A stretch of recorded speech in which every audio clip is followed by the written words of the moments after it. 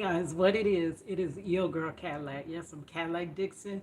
I'm the drama like prison wife. I'm the legally blind artist that is rapping and painting for justice, hoping to see justice before all face to black. Yes, it's your girl Cadillac. Anyways, guys, I am coming through today, March the 6th, 2024.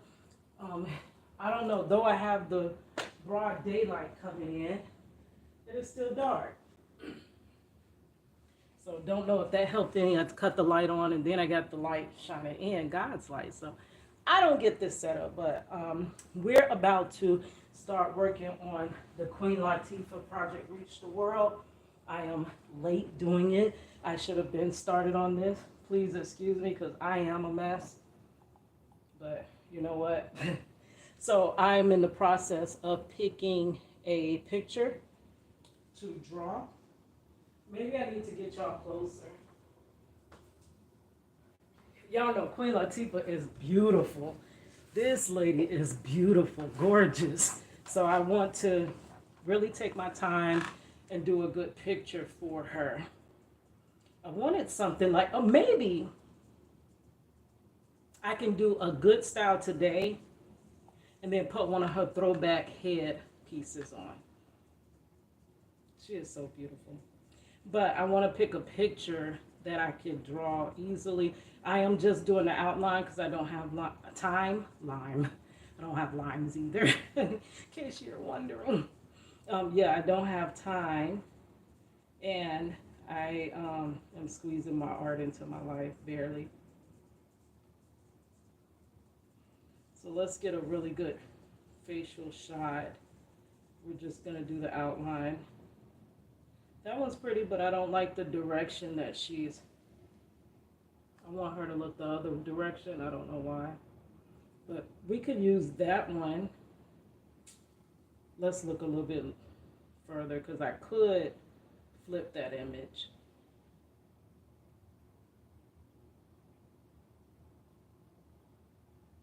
Oh, that one's gorgeous. You know, my mother always reminded me of Queen Latifah.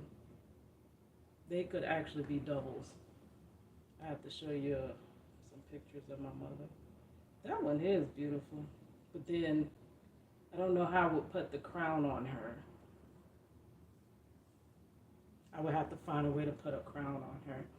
Yeah, let's go with this one for now. Okay. But I don't like the tilt of the head. It's not that I don't like the way she's tilting her head. It makes it harder for me to draw. Not that I can't do it, it's just more time consuming. Okay. Okay, pick. I should have already had this together. Which one I was going to choose. That one's so lovely though. Ooh, that's gorgeous. Look at that one. Y'all want to go with that one? But she's not really smiling much in that. She has a beautiful smile. Let's see. Come on. Something fast.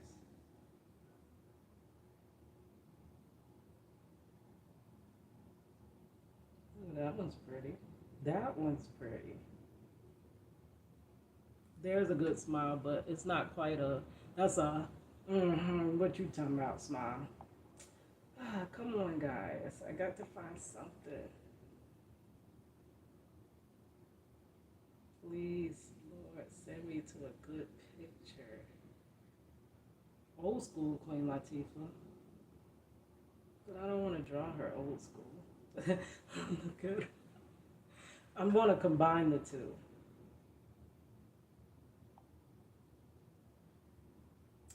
Y'all know Queen Latifah is a female rapper that I so looked up to coming up in the 80s and 90s.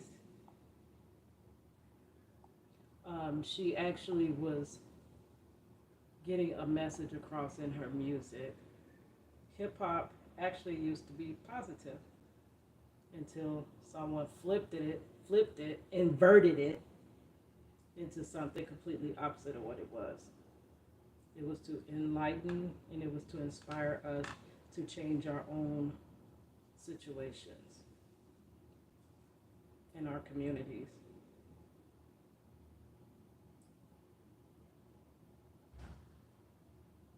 And then they flipped it to be something that promotes detriment to our communities. Gosh, I'm gonna just have to pick. Hmm.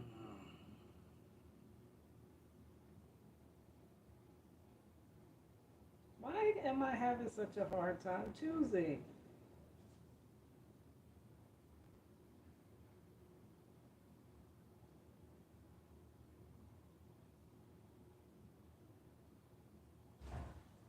Okay, can we find that picture again? Because we might just go with that. Now I don't even see that one. Oh, she's 53. Wow. It's the age my dear mother was when she passed away, 53. Unexpectedly. So she ain't nothing but 11 years older than me.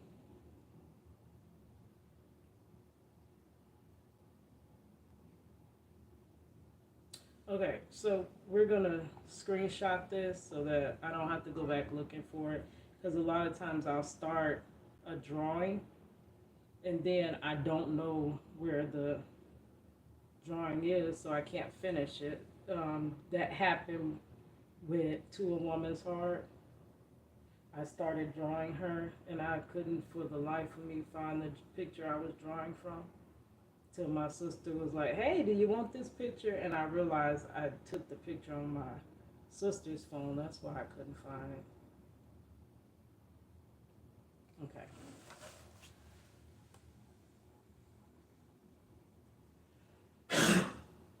Excuse me, guys. I want to cough right in the camera. Okay. So here we go. This is the picture we're gonna do, and I'm just gonna chop it up with you guys, kind of talking about what I'm going through right now. Let's move closer. Don't fall, phone. Okay, hold on. And I hope I don't bump the phone. If I bump the phone, it could still fall. Oh, the little legs are easing out. Come on.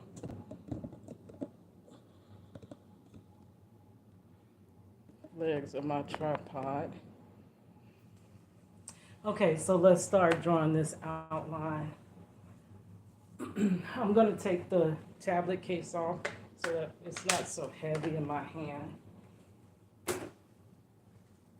So, I know it's been a while since we've been able to chop it up, but then,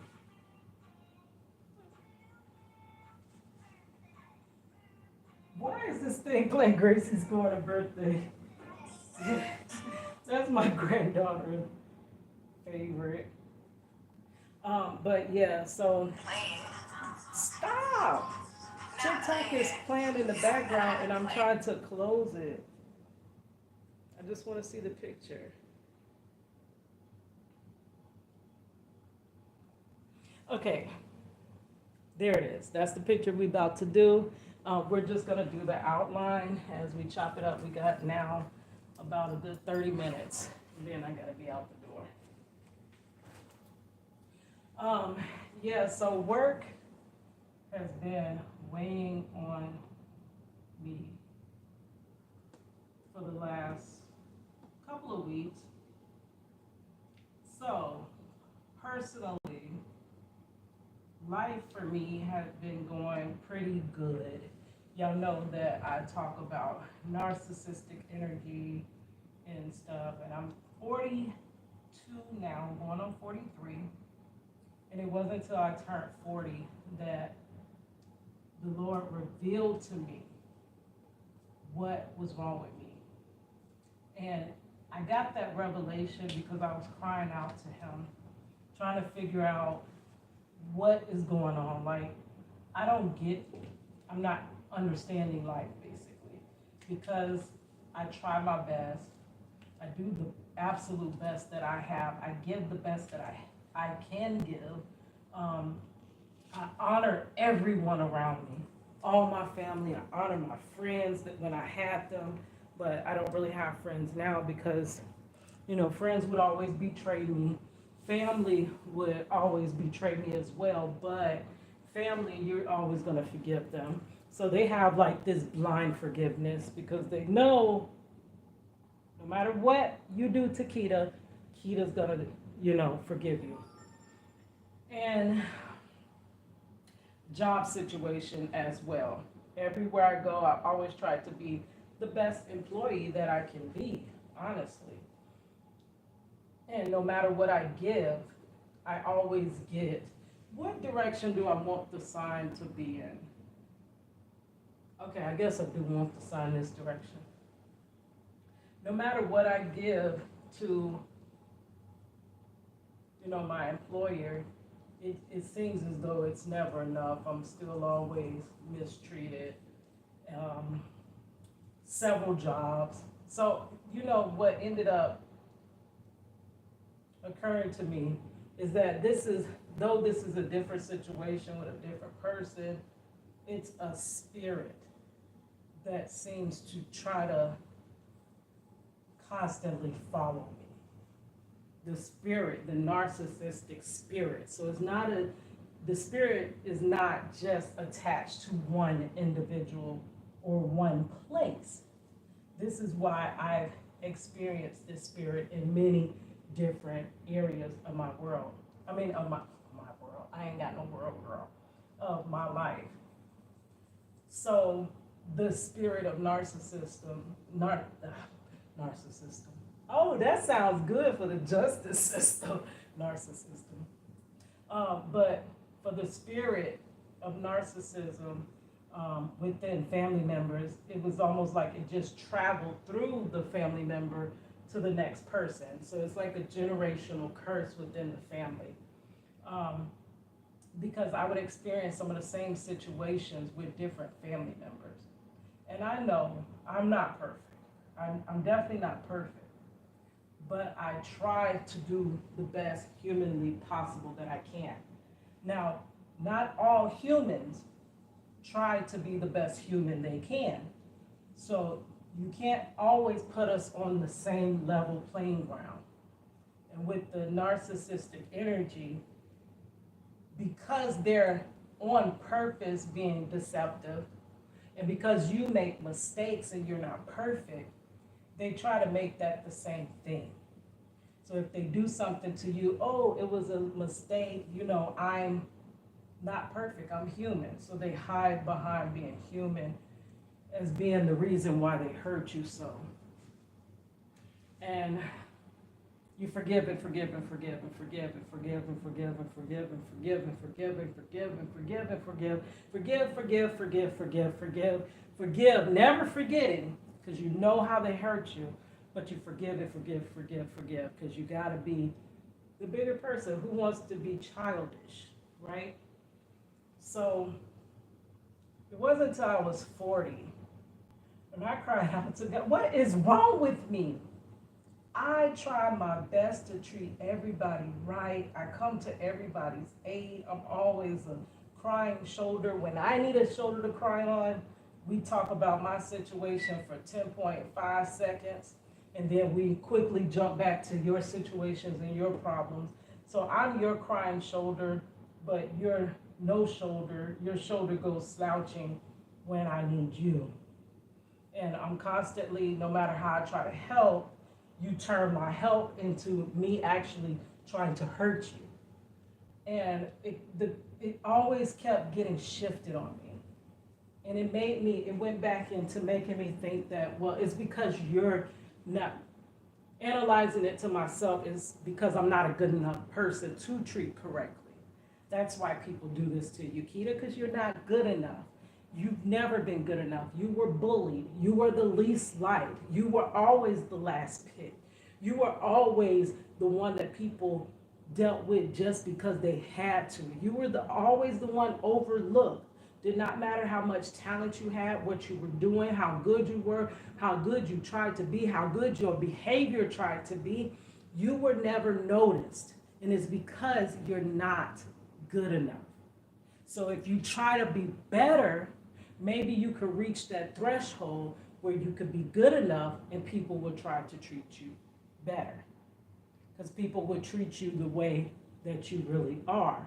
And I would internalize all of that. And I, at 40, was crying out to God. I'm like, what is wrong? Like, I don't get it. I'm being better. I'm better than I was 2 years ago. I'm better than I was a decade ago, 2 decades ago. But I'm not understanding why my result is always the same. I always get hate for love. I always get neglect for giving attention.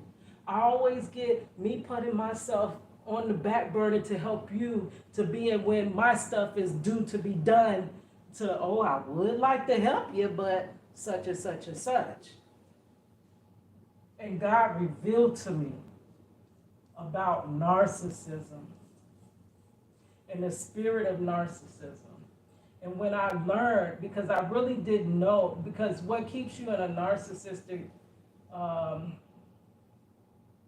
situation is because you do take into account that everyone is human, and you think about yourself. You put yourself in everybody's position. I'm an empath, so I always analyze things from my point of view, and then from the point of view, really, honestly, I pick the other person's point of view first. I analyze from their point of view, how could they be feeling, and then I think about how I would feel.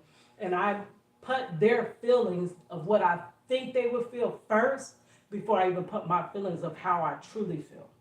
So I apply their feelings to the problem, and then later down the line, I possibly apply my feelings to the problem, right? And it was just, I just had to learn more and more and more, because I thought this was crazy. I thought something was wrong with me. It has to be me, so I'm crazy in the lab trying to fix me because I have to be the problem, because they're saying I'm the problem, and of course, I'm believing I'm the problem. And when God revealed this spirit, I was so taken aback. I was like, I know there cannot be other people like these individuals in my life that really function the same way. You think the individuals that treat you like that are 1 in a trillion. Like how I say, I really thought that wrongful convictions were mistakes. Like, you really think these things until you learn the truth. So I was under the impression that, you know, these situations are just these one-off people. It's just these people that act like that, not knowing that there were communities of people that were complaining about the same spirit. They have some of the same encounters with people, and they explain themselves to be the same way that I am. And I'm like, oh my gosh, I always thought I was the only one rejected, neglected, pushed away. I know everybody goes through rejection, but always rejected. You always get the short end of the stick. You always are the loser, no matter how much effort you put forth. You could put forth more effort than the next and the next and the next, and you always get the shortest stick available, if any stick at all.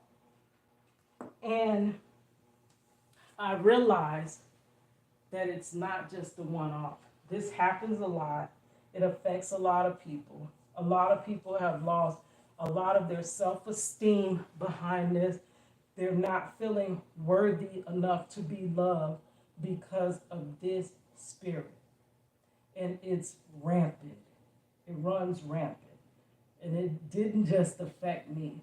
That's why it's good for people to talk about things. Like, I left a comment on somebody's video, and he said narcissistic. He was talking about in the workplace of becoming a person that always only sees their viewpoint and never wants to compromise. They come to the table hurting people, and then when they hurt somebody, they say that, no, you hurt me. They flip it quickly, knowing that they are the ones that perpetrated the hurt, but they never self reflect. So they can never see how they are the problem as opposed to you really being the problem.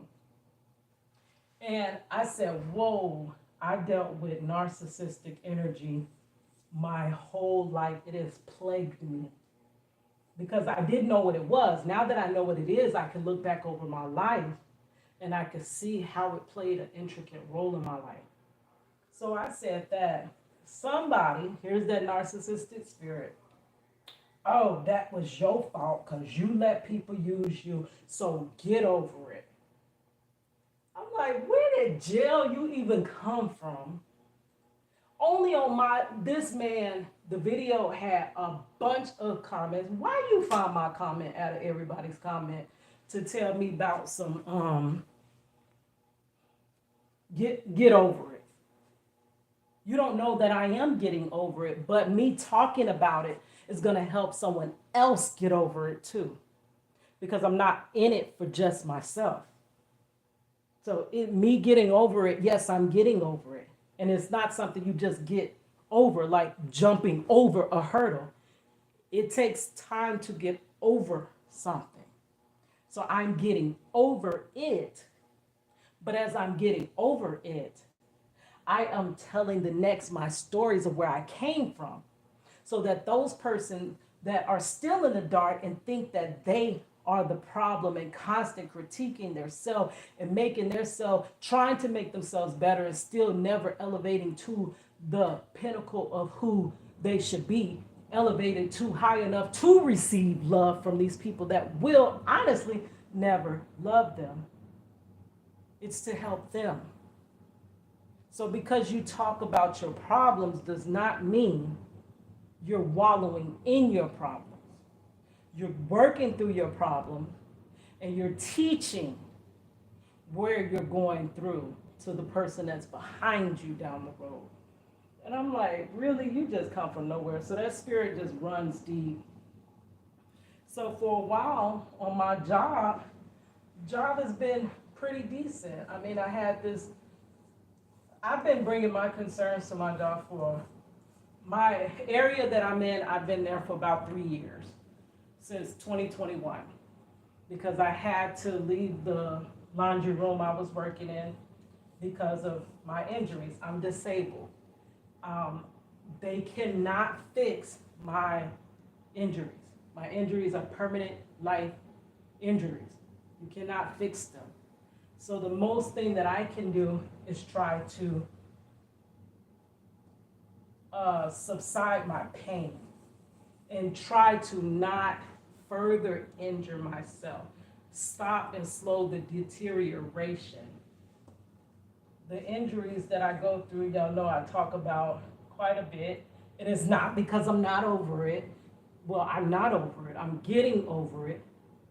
But it's because there could be another disabled, injured person out there on the other side of this camera. And I'm showing my struggle and how I'm overcoming so that you too can feel as though you can overcome. So I'm a disabled worker, and it's not easy to be a disabled worker because you're kind of held to the same standard sometimes. So I think the reason why people hold me to a higher standard, because narcissists will always hold you to a higher standard than they'll come to this standard down here, but they're going to hold you up here. You better reach this bar. And they may not even reach this bar down here. And if they do reach this bar up here, down here, you're not reaching your bar. Let's say your bar is up here and you reach to here. Well, you've reached higher than them, but somehow you still fall short because you haven't reached their highest expectation. So I personally feel like because I am a disabled worker that you can't see my disabilities. You can't see that I'm legally blind. You can't see the herniated disc in my neck. my 3 herniated discs in my neck. You cannot see the pinched nerves, the 5 pinched nerves in my neck, just my neck. You can't see my jaw that has TMJ, that is so tight. Can you see that my jaw is tight? Yes, you may notice that I do talk weird. My facial expressions when talking are quite weird. And I look uncomfortable when I'm talking because I am uncomfortable because it's hurting, it's tight, it's pulling. It feels like someone took my neck muscles, like shoestrings, pulled them, put their foot in my back, and got them as tight as they could and tied them in a bow. I'm struggling to get blood flow to my head. Your head is your lifeline. There are many times that I went to chiropractic care and he would see that the blood is not completely flowing to my head. And where my pinched nerves that you can't see, my herniated discs that you can't see are pinching, they're pinching substantial nerves that go straight down the arm from the neck, clenched in the neck, but it's pinching off into my hands. So I deal with carpal tunnel, also arthritis in my hands, which keeps, let me show you, this area of my hand, it keeps this area on the inside of my hand, this area, it keeps it aching, like a constant ache. The arthritis in my neck as well keeps a constant, like, it makes all of my occipital area tight and hurt. Sometimes it gets so tight, like especially when I get stressed or I'm doing something for a long period of time, even if I'm not stressed, but I'm doing something that aggravates my nervous system, it'll start a headache right there in the nape of my neck. And it's hard to get rid of it. That's why I was taking Excedrin like every time you look around, which is not good for me. But when I got under chiropractic care, I was no longer depending on those Excedrin to get through my shifts and stuff like that. But, and then my lower back, down here, I don't know if you can see that, it's right here. That vertebrae that goes, that last bottommost vertebrae is just about bone on bone. I have a slither, just a slither of cartilage. So it causes a lot of pain to stand a long time. I cannot stand long periods. I rock. Anytime you see me standing, and it used to aggravate Marcello when we were in visitation. He'd be like, why can't you be still? Stop rocking. But I rock because just it's the chiropractor already said it's not good for me to just stand on my left leg. I always stand on my left leg. He says you need to distribute your weight and stand on both. But I can't. It hurts. It aches. It pains. I'm stopping. I'm leaning against the garbage can, trying to roll back and forth, trying to get that muscle to release. I'm in pain. But I'm not coming to communicate to everybody in the workplace. Hey, I'm in pain, guys. Hey, I'm here to work with you guys. I'm in pain. Remember, I'm in pain. No, this is an internal mental thing. That's Keita. Your back hurts so bad. You really just want to lean for 2 minutes. But you just got to keep on going. Keep on going. You stretch for a minute. People, oh, are you okay? You're okay. You know, guests are getting attention to you when you're trying to stretch it out. So you're not really wanting to make a public display, but you're hurting. And I've communicated that to, my employer, that what hurts me the most, naming all those things that I have, I feel pain all the time. I'm not even at work, guys. I feel pain. I feel pain in my hand, but I'm still going to use what ability I have left to draw and to do what I can. But as you see drawing, I use these fingers. I'm using my fingers. So I don't have a lot of, I think what they used to call it in hair school is dexterity in my fingers.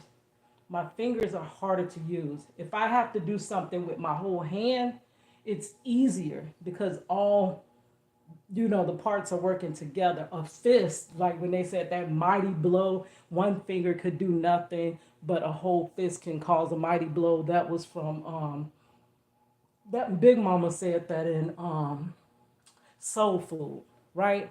So a fist together is stronger, but whenever it comes down to having to use just a couple of fingers, like typing, swiping, any typing hurts. The moment I get into position, it hurts. And I keep saying the thing that pains me the most, which means many things cause me pain, but what pains me the most is the register. Can I do other things besides the register? And they say, oh, yeah, yeah, we'll rotate y'all around. And it always ends up that I'm somehow, some way, even when they rotate us on the board, they always figure a way to make me do the one thing that hurts the most. Then I had a position. I talked to him a final time last year, and instantly it changed. It was no longer, them all singling me out to constantly wear the burden of the cash register. Now, their purposes in not wanting to be on the cash register are not my purposes. I don't want to be there because it hurts the most. They don't want to be there because it's a undesirable position, because you're more talking to guests and not being able to talk to your coworkers and gather and have fun for your shift, which I can understand making your shift go by faster. But your reason and my reason for not wanting to do the register are not the same. I can't, if you utilize me and I have to think about a whole work week, I'm scheduled a whole work week. I used to be on FMLA. When I was on FMLA, I had to deal with the same thing. I was an injured worker. I would go through so much pain working in the laundry room. And I would get through my shift and I would work so efficiently and so fast. And I would hurt for days after.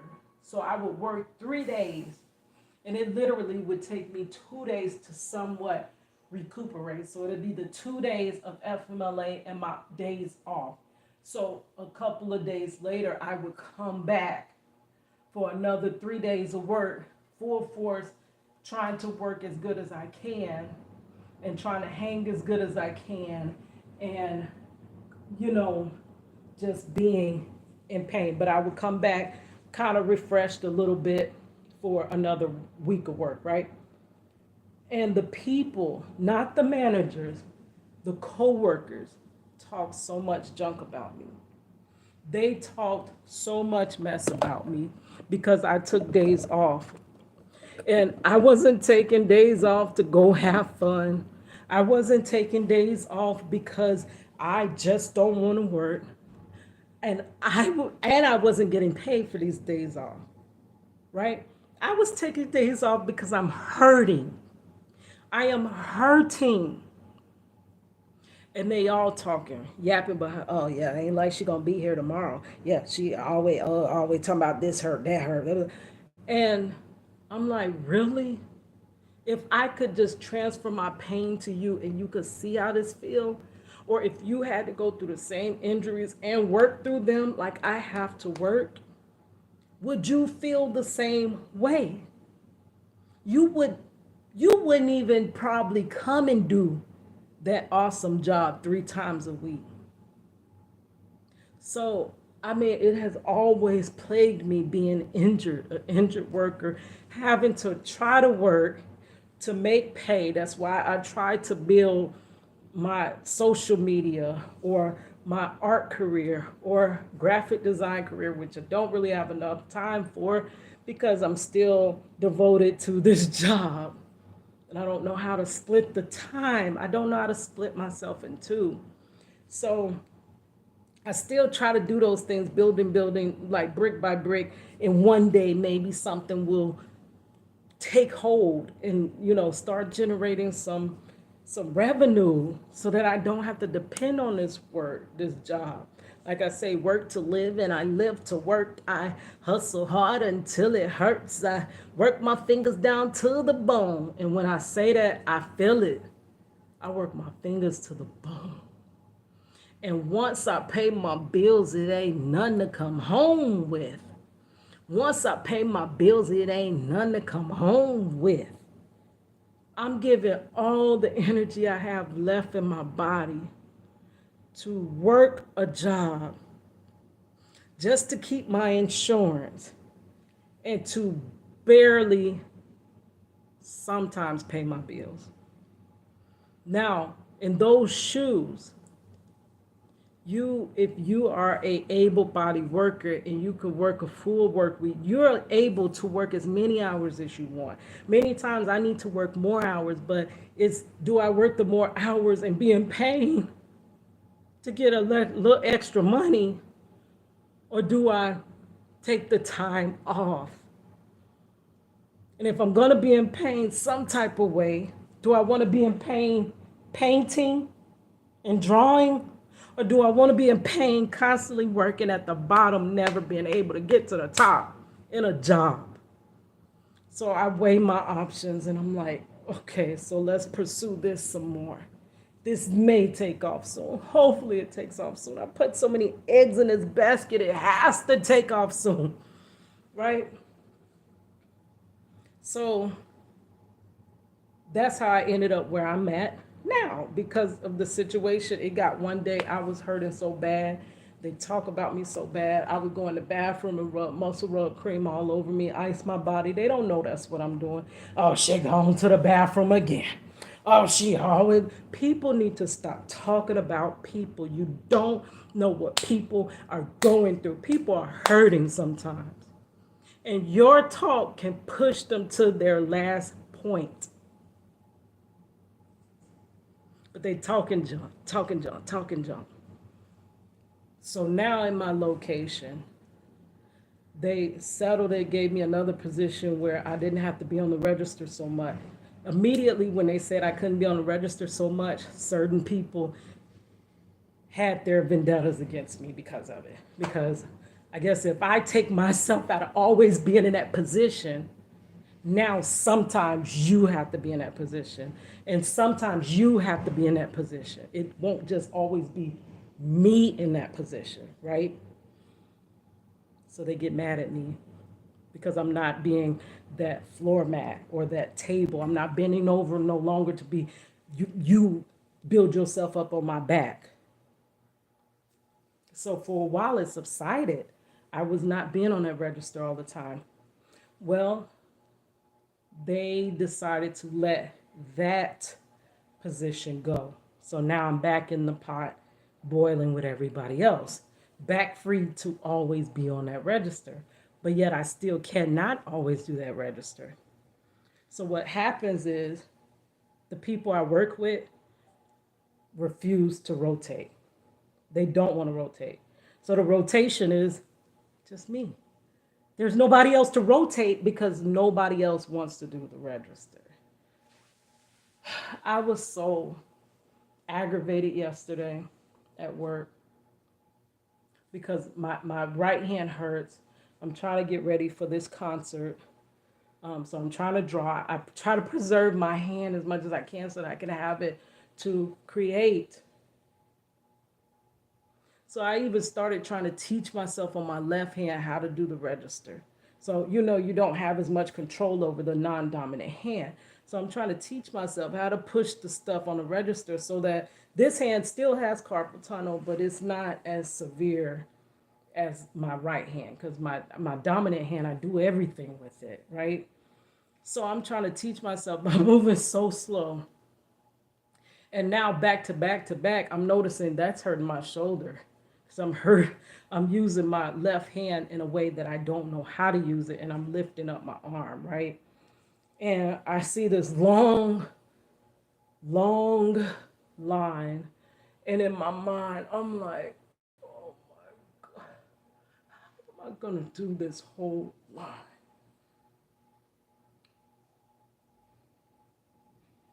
And I cried. I cried to myself yesterday because I'm like, I'm still stuck here at the bottom despite whatever I've done. I'm so far off from my dreams. I'm so far off that I can't even look to them to say that once I get to this point, I can stop doing this. I just cried, but I held it in because I didn't want them to see me cry because, you don't want to see your enemy to see you cry because they already don't like me. Like, because I'm disabled. That's what kills me. You don't like me because I'm freaking disabled.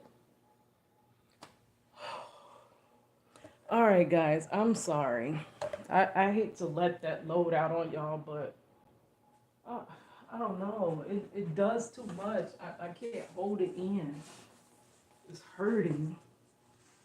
So I don't know if you can see that because of the lighting. Yeah, the lighting looks dark. But there's the Queen Latifah. When I get off tonight, I am going to finish um, sketching it in. All right, thank you. I'm sorry for the rant. Tomorrow may be better. Honestly, today was better than yesterday. I cried. I felt low. I felt like I was never going to get out of this situation. I don't know how to get out of this situation. I am literally between a rock and a hard ass place. I don't have much room to maneuver. I can't just quit my job. See, I'm stuck between here. Because if I go to another job, I don't know how my injuries are going to conflict with that job. I can't do every job. That's why I had to quit the good jobs I've had. I've had some good jobs. And I'm a cosmetologist. Wouldn't I, if I had the full ability in my hands, wouldn't I rather be a cosmetologist than a restaurant employee?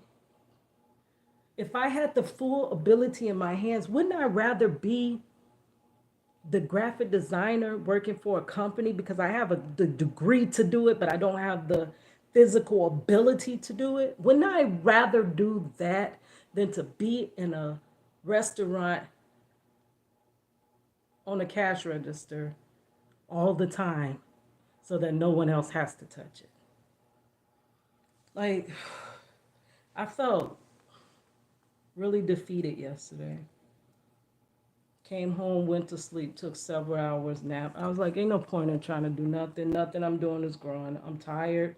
I'm not getting nowhere. All my hard work for all these decades have amounted to nothing, and I'm still at the bottom. So I should have just been at the bottom from beginning and just stayed there rather than struggling up the wall and falling and sliding down the wall every day.